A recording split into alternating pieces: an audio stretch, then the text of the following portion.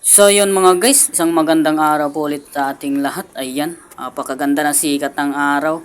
At eto, pa-chill-chill lang, pakape-kape lang habang nagiintay ako ng ng nakapila. Ayan guys, kasi maliligo ako. Ganyan kasi kaming mga contraction kapag naliligo, pumipila talaga.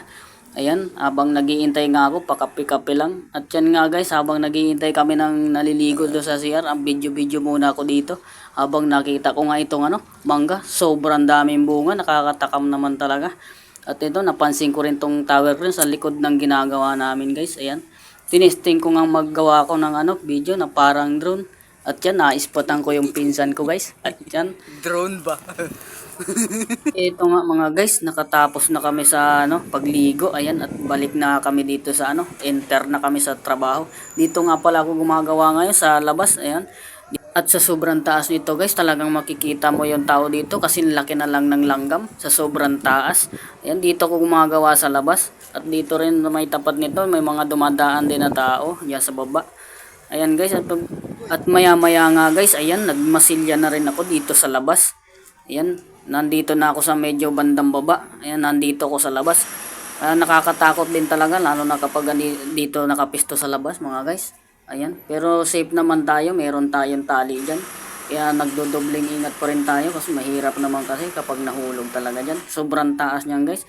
Kasi makikita mo sa mga taon dumadaan yan kasi nang laki na lang kasi ng langgam sa sobrang taas niyan. Yan guys, nagmamasilya lang ako dyan. At dumating nga ang break time guys, eto, nagmerienda muna kami. Ito lang ang mga libangan namin kapag nag-break time.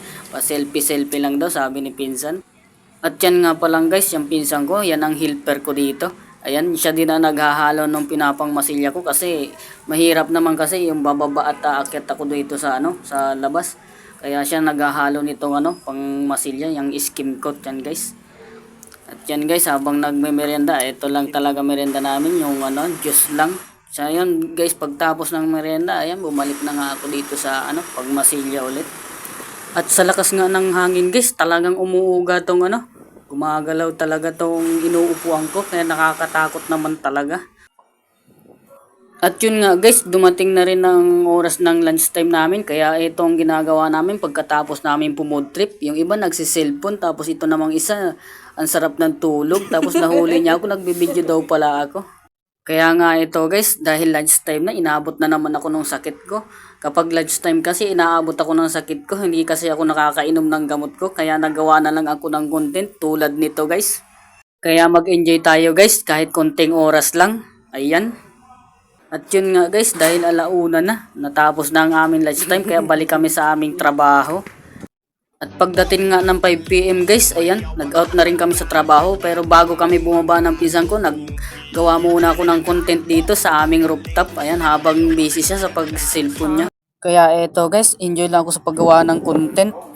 Ayan, pagkatapos nga namin ng mag-out ng pinsan ko, lakad naman kami papuntang palengke para bumili kami ng ulam. Pagbalik naman namin guys, lulutuin pa namin tong bibili namin ng ulam. At pagkatapos nga namin magluto, kakain na rin kami. At pagsapit nga ng gabi guys, ayan, nagkumpleto ang aming mga tropa. At yung mga tropa ko, yung mga pinsan ko lang naman. At nagkayayaan kami mag-shot-shot. At nag-shot nga kami kahit kaunti lang. At nang mas maganda naman, nag-enjoy naman kami. Habang nag-shot-shot kami na karoon kami ng kaunting kasiyahan kasi ngayon lang kami nagkita-kita na nabuo ulit yung aming grupo. At dahil tapos na rin kami mag-shot-shot guys, ay matutulog na rin kami. Kaya nga yung isa kong pinsan nag-aayos na ng kanyang hihigaan. At yun lang mga guys, ayan, tapos na rin kami naman mag-shot-shot, ay di matutulog na kami. Kaya hanggang dito na lang. Kaya magpapasalamat ako sa inyong walang sawang suporta guys, at maraming thank you sa inyong lahat. Bye-bye!